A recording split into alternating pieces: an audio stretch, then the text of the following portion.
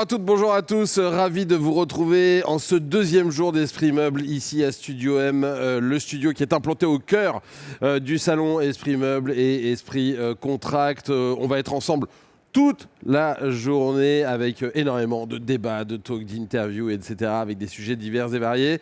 Les allées du salon commencent à se remplir. Il est 10h du matin, c'est bien pour un dimanche matin, ça démarre doucement. Mais la journée s'annonce d'ores et déjà belle et on va la commencer et elle n'en sera que plus belle avec Vincent Grégoire. Bonjour. Bonjour. Le directeur des tendances consommateurs, des études consommateurs chez Nelly Rodi, cabinet de tendance.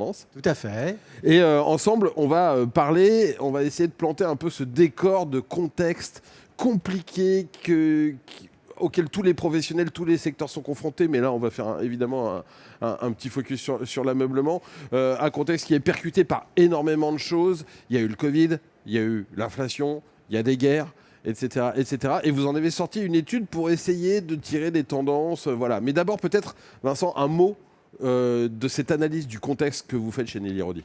Alors, j'ai amené quelques petites images pour asseoir toujours mieux avec des Oui, voilà, c'est toujours ça. plus sympa. On est toujours plus des visuels. On est dans une culture du visuel. C'est vrai qu'en ce moment, les individus, les gens, les citoyens sont perdus. Tout le monde doute. On est en proie. On se questionne. Où va le monde? Est-ce que c'était aussi bien que ça avant? Est-ce que ce sera mieux demain? On sent bien qu'on est face à des grands enjeux. Et si on fait la synthèse de ces grands enjeux qui sont extrêmement importants pour définir des nouvelles stratégies de marque ou des nouvelles stratégies d'offres, on en isole 4 chez Nelly Rodi. Il y a d'abord tout le choc des intelligences, tout ce qui se passe dans les nouvelles technologies, l'intelligence artificielle, l'intelligence versus l'intelligence humaine, la main, la machine. On est très perturbé parce que ça fait bouger les lignes. Le retour de la lutte des classes aussi. Il y a un chahut auprès des classes moyennes qui ont peur de déclasser, un sursaut d'énergie. Il y a un sentiment même de paupérisation des classes. Paupérisation qui est tout aussi vérifiée. Ouais. Donc il y a une espèce de retour de ces guerres entre les riches et les pauvres, d'une certaine façon, qui imprime sa patte sur les tendances, qui drive le monde. Le dérèglement climatique, ça on ne peut pas le nier, les catastrophes qui s'amoncellent, qui s'amplifient. En fait, toutes ces tendances, elles sont relativement paradoxales. Quand on a quelque chose, on a aussi son contraire. Et la dernière qui nous importe aussi énormément, c'est tout ce déséquilibre démographique. Il y a beaucoup de vieux, moins de jeunes, ils n'ont pas le même logiciel, qui prend le pouvoir, qui challenge l'autre. Donc on est face à ces grands défis. Et c'est pour ça qu'il va falloir faire des choix, il va falloir faire une mise au point pour appréhender la suite des événements. Alors, face à tout ça, je crois que vous avez ressorti 4 clés d'entrée, finalement, pour essayer de réagir face à l'ensemble de ces phénomènes qui viennent percuter la société. Oui, alors on est dans une société, toujours une société de consommation, partagée entre des injonctions à la déconsommation et puis d'autres qui s'en fichent en ne voyant pas la fin du monde approcher, qui sont plutôt en mode surconsommation. Mais on a une nouvelle évolution vers une alter-consommation avec des nouveaux moyens, la location, le troc, le don, l'échange, la réparation, la circularité. On continue à consommer, on a toujours envie de consommer autant, mais on se dit qu'on va consommer différemment. On consomme autrement, on consomme plus responsable, plus vertueux, plus créatif, on dématérialise. Enfin, il y a des nouvelles façons d'envisager la consommation. Et quand on analyse plus finement ces différents profils de consommateurs, il y en aurait 4, selon nous. Il y a 4 grandes valeurs majoritaires. Il y en a 5, en fait. Le cœur du réacteur, c'est la fonction. Ce sont des besoins assez basiques à satisfaire, des besoins assez primaires. Et ce n'est pas une question de moyens, c'est plus une question d'intention. Mais on se rend compte, quand on quantifie ce cœur de réacteur, c'est en constante progression. Donc on était à 30-31% il y a une petite dizaine d'années. Qu'est-ce que tu appelles la fonction? C'est quoi? C'est s'habiller, se nourrir, se déplacer? Une chaise, ça a 4 pieds, un dossier. Enfin, c'est des choses assez fondamentales. À la limite, les tendances, ils s'en fichent. Ouais. C'est le bon prix, le bon rapport qualité, prix, style. Okay.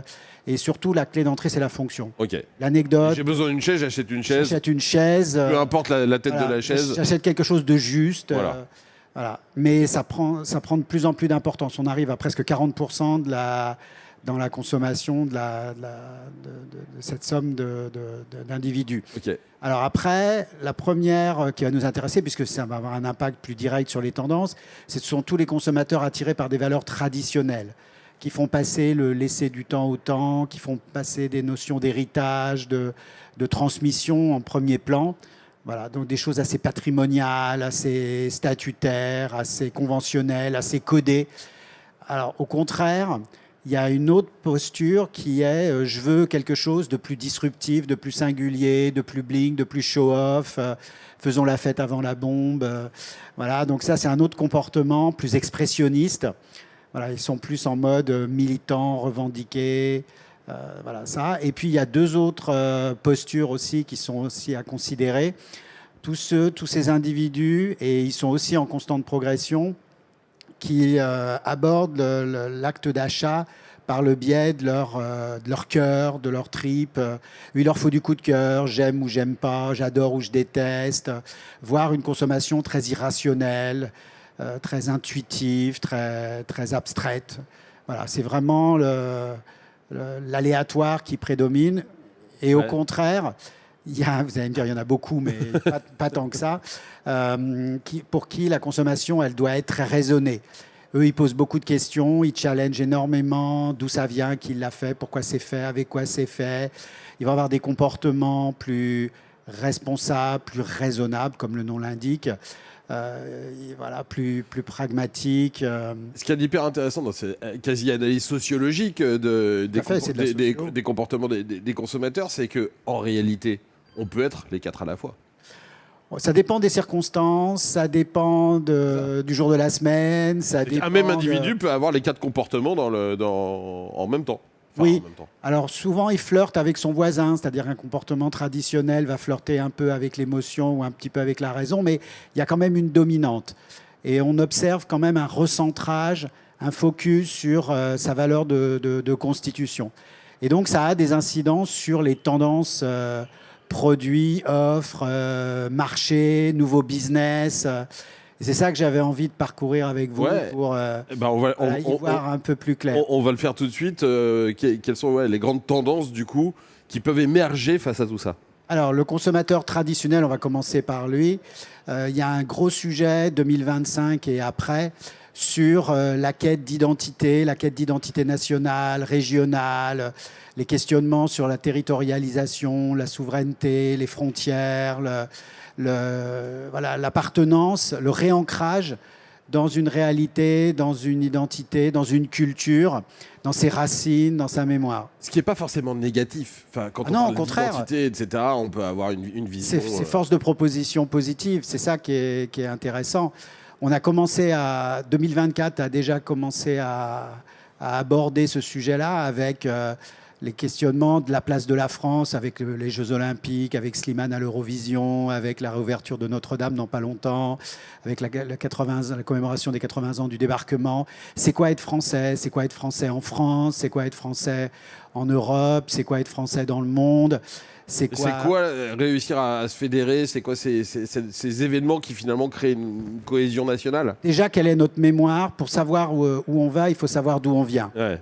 Et utiliser tout ça à bon escient. Mais des séries télé comme Emily in Paris nous donnent à mieux comprendre. Est-ce qu'on joue avec les clichés? Est-ce qu'on est dans l'innovation? Est-ce qu'on est dans les repères? Donc il y a un besoin de se remettre, de se réancrer dans une territorialité, dans une identité.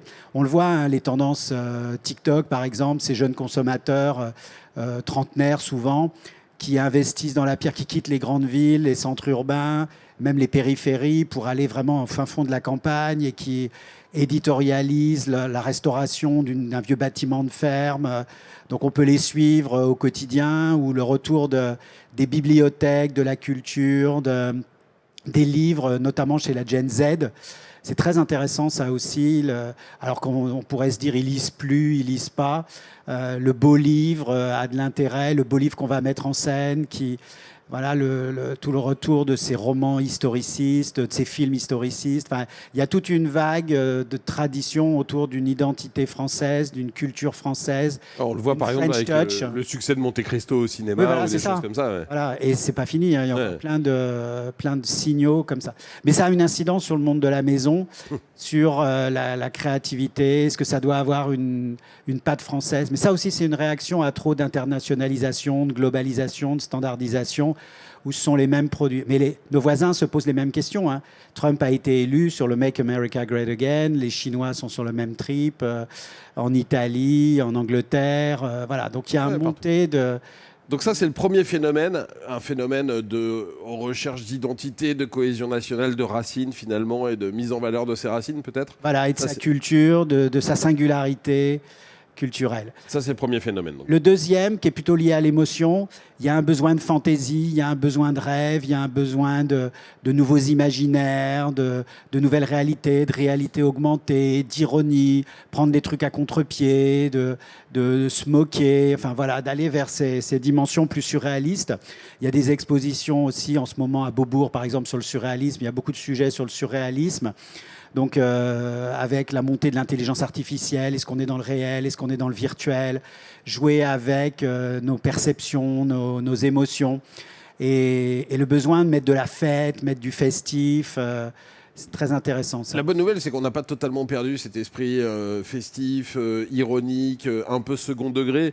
Hier, à votre place, il y avait le représentant d'une entreprise qui fabrique des logiciels qui me disait, alors on a fait l'interview en anglais, mais il me disait en off, j'ai appris à parler français avec Astérix.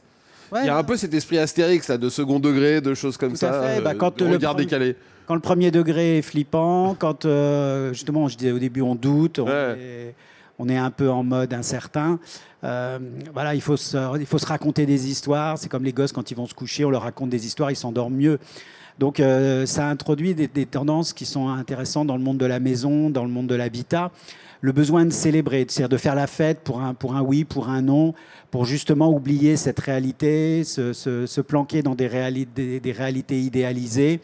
Et donc, ça a des incidences sur les façons de recevoir à la maison, soit avec le lien social des amis, la famille de cœur, plus que la famille de sang. Ouais. Avec des nouvelles pool parties pour ceux qui ont la chance d'avoir une piscine, des nouvelles barbecue parties, des nouveaux buffets dînatoires, des goûters dînatoires, des apéros dînatoires. Des brunchs, des crunchs, des slunchs, des drunchs.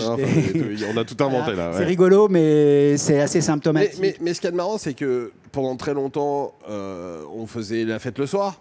On faisait un dîner, un apéro, une soirée, etc. Maintenant, ça irrigue tout au long de la journée. Alors le soir, on dort. Voilà, et on est capable de commencer à faire la fête à 11h du matin et de terminer à 20h. Quoi. Voilà, c'est ça.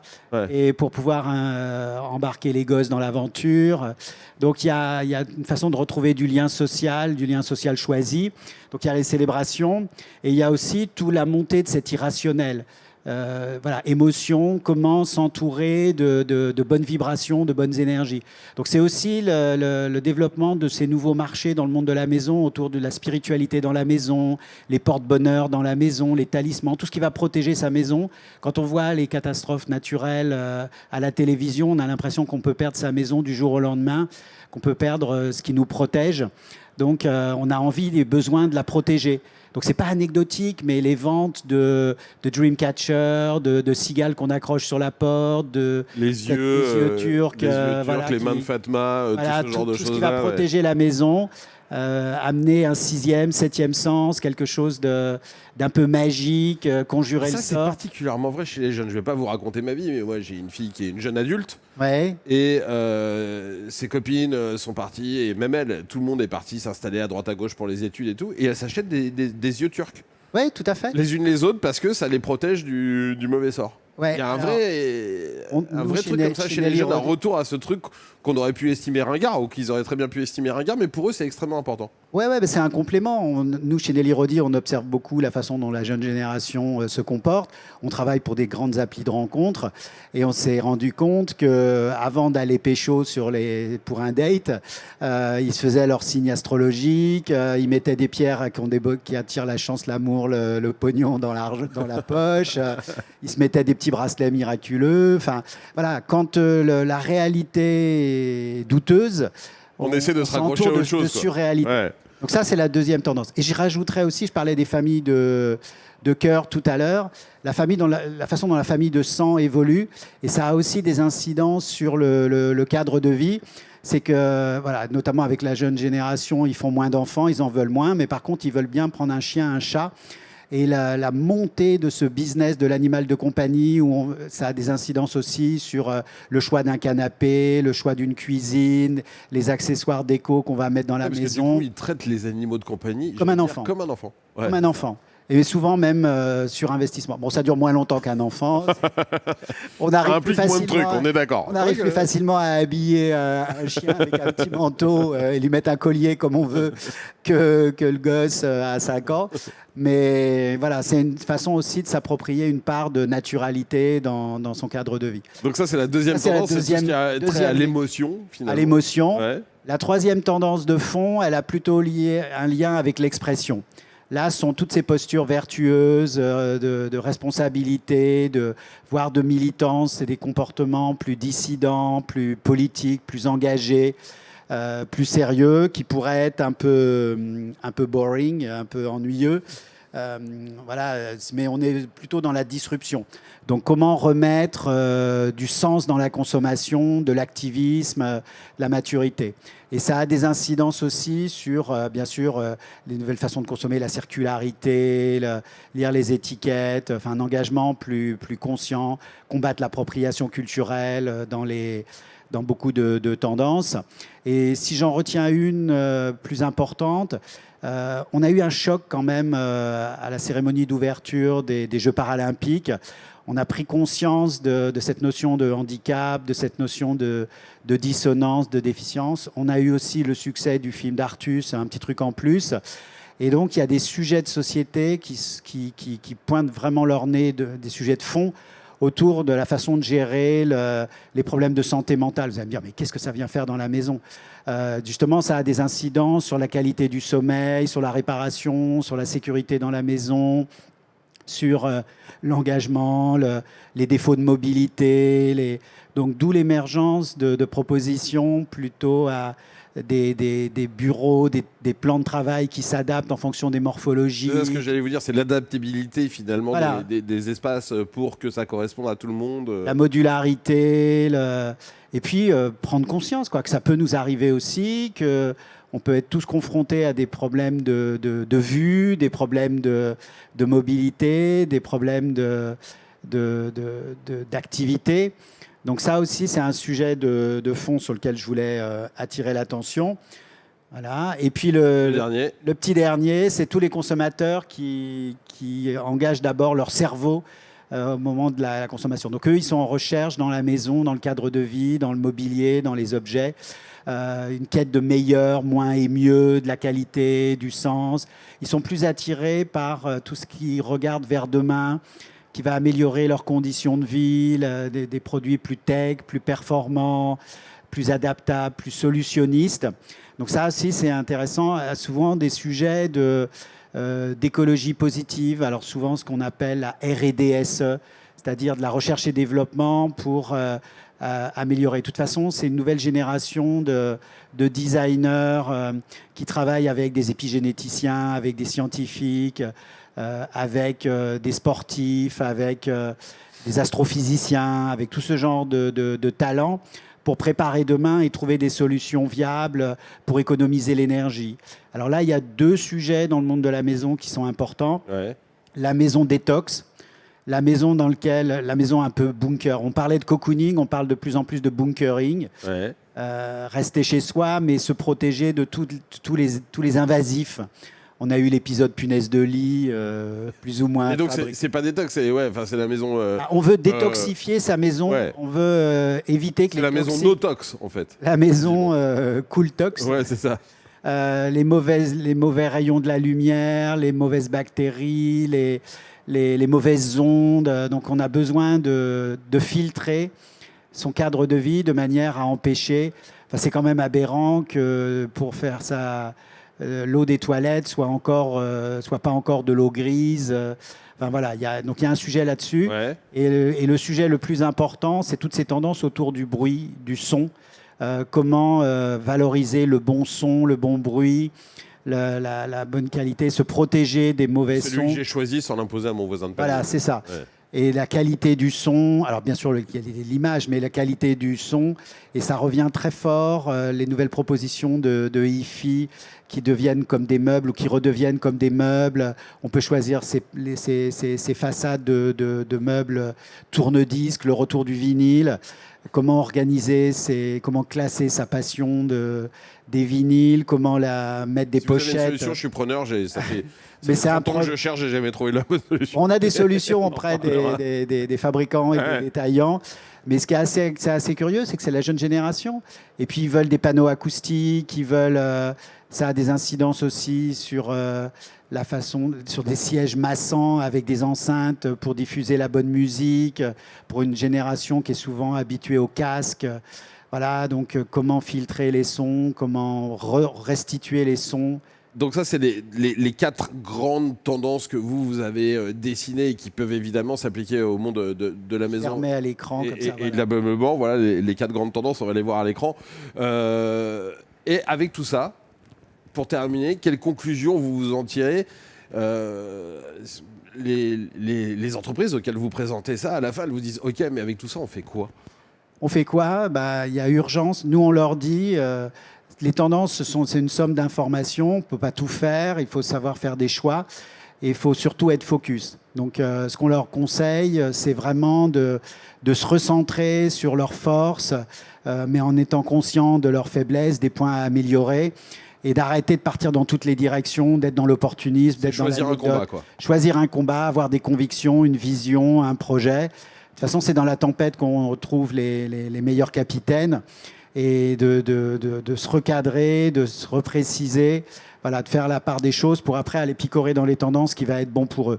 Mais ça, c'est valable aussi bien pour les équipes marketing, que les équipes management, que des fonds d'investissement, que les équipes créatives, que les équipes distribution, que les équipes communication. Et c'est encore plus vrai dans un contexte économique qui est hyper compliqué. Je trouve qu'on vit une période formidable, c'est juste le grand bazar. Et ça permet. C'est pas quand c'est facile qu'on doit faire des choix. Au contraire, ça engage pas mal de choses pour préparer demain. La destruction créatrice de Schopenhauer. Peut-être. Un petit peu. Être focus. 2025, il faudra être focus. Voilà.